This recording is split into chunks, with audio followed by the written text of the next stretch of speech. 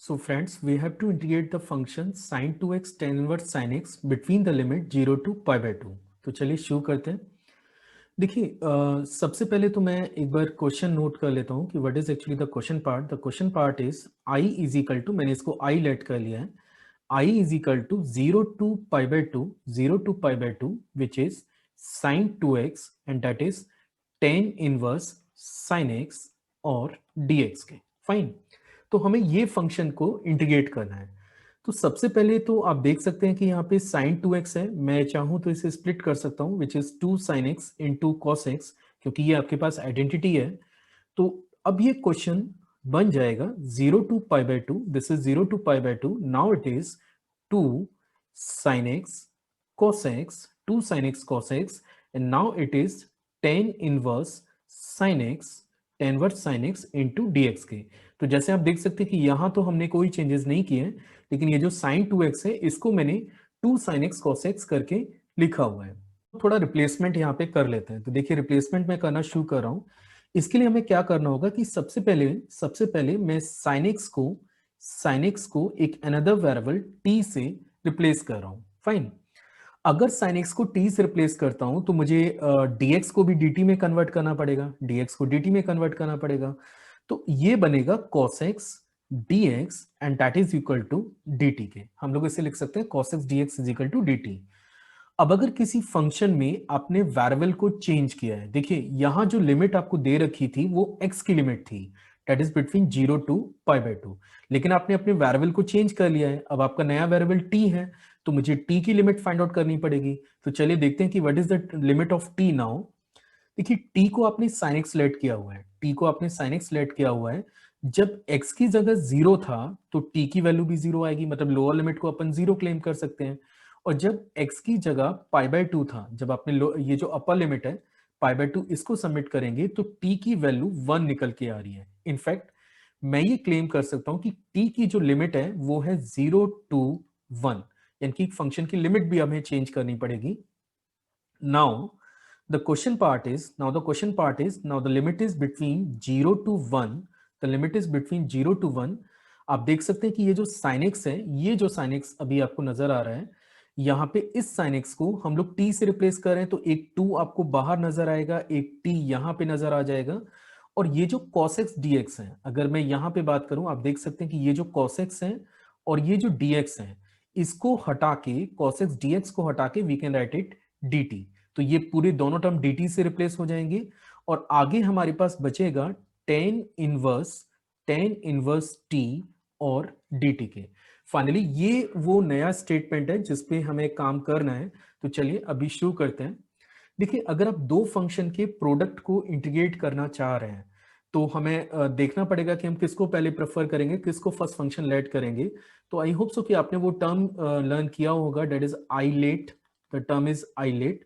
तो सबसे पहले आपको इनवर्स फंक्शन को फर्स्ट फंक्शन लेट करना होता है, मतलब ये कंफर्टेबल रहेगा। अगर आप इनवर्स फंक्शन को फर्स्ट फंक्शन लेट करेंगे तो ये इजीली इंटीग्रेट होने जा रहा है। तो हम लोग इसे लिख सकते हैं i is equal to 2, now the function is 0 to 1 and now it is tan inverse t into t and that is dt के। फाइन। तो ये वो फंक्शन है जिसको अभी हम लोग फर्दर इंटीग्रेट करने जा रहे हैं। तो आई होप सो कि आपको याद होगा कि प्रोडक्ट रूल को हम लोग कैसे इंटीग्रेट करते हैं। सपोज u इंटू वी, दो फंक्शन के प्रोडक्ट को आप इंटीग्रेट कर रहे हैं तो ये होता क्या है, दैट इज u एस सच, पहले फंक्शन में कोई चेंजेस नहीं करने हैं, दूसरे वाले फंक्शन को इंटीग्रेट करना है, minus dy dx of u, first function को डिफरेंशिएट करेंगे, अगले वाले फंक्शन को इंटीग्रेट करेंगे और इन दोनों फंक्शन के प्रोडक्ट को भी इंटीग्रेट करना पड़ेगा। तो चलिए शुरू करते हैं। i is equal to 2, i is equal to 2, तो 2 मेरा बाहर है। देखिए tan इनवर्स t में कोई चेंजेस नहीं करने, तो tan इनवर्स t मैंने ऐसे ही रखा है, that is tan inverse t। और t को अगर मैं इंटीग्रेट करता हूं, t को मैं इंटीग्रेट करता हूं तो ये कितना आएगा, that is t square by 2। और यहां पे आपको लिमिट अप्लाई करनी पड़ेगी 0 से लेके 1 तक। तो ये तो हमारा पहला पार्ट खत्म हो चुका है। अब चलते हैं सेकेंड पार्ट पे, दैट इज 0 टू 1, 0 टू 1। सबसे पहले tan इनवर्स t को डिफरेंशिएट करिए। देखिए अगर आप इसे डिफरेंशिएट करते हैं तो ये आएगा 1 प्लस टी स्क्वायर, क्योंकि tan इनवर्स x का derivative 1 upon 1 plus x square होता है। फिर आपको t को इंटीग्रेट करना है, जो सेकंड फंक्शन है, ये जो आपको सेकंड फंक्शन नजर आ रहा है, इसको आपको इंटीग्रेट करना है और इसका इंटीग्रल बनेगा T square by two and that is dt। तो ऑलमोस्ट काफी काम हमने कर लिया है, अब थोड़ा सा मैनिपुलेशन पार्ट और है, और उसके बाद मैं एक्सपेक्ट कर रहा हूं कि you will get the answer. तो i इज इक्वल टू 2। सबसे पहले ये ब्रैकेट पे थोड़ा वर्कआउट कर लेते हैं। देखिए अपर लिमिट अगर आप डालते हैं तो ये बनेगा 10 इनवर्स 1 है ना, इंटू 1 स्क्वायर बाई 2 ये बनेगा, और लोअर लिमिट अगर आप डालेंगे तो ये पूरा टर्म जीरो हो जाएगा, क्योंकि जीरो स्क्वायर बाय 2 करेंगे तो ये जीरो, फिर tan वर्स जीरो वो भी जीरो होता है, तो इट विल बिकम tan वर्स 1 इंटू 1 स्क्वायर बाय 2 के। ये फर्स्ट टर्म मेरा आ चुका है। इसको इनफेक्ट मैं अभी एक ब्रैकेट में डाल देता हूं क्योंकि ये पार्ट मेरा सेपरेट हो गया है, और यहां पे आप देख सकते हैं कि 2 और एक ये 2 आपको नजर आ रहा होगा, ये वाला 2, तो इसे 2/2 मैंने लिख दिया। Now the question is 0 to 1 t square upon 1 plus T square and that is dt के। तो आई होप सो कि यहां तक आपको सब कुछ क्लियर हो रहा होगा। चलिए आगे बात करते हैं। देखिए ये बनेगा i इज इक्वल टू 2। अब देखते हैं कि ये जो ब्रैकेट वाला डाटा है इसे क्या लिखा जा सकता है।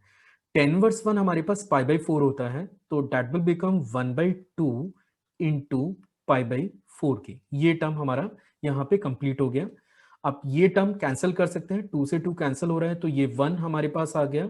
और इस फंक्शन को इंटीग्रेट करने के लिए व्हाट वी आर डूइंग, हमने 1 ऐड किया और 1 मैंने यहाँ पे माइनस कर लिया है, तो टी स्क्वायर प्लस 1 और ये हमारा dt हो गया।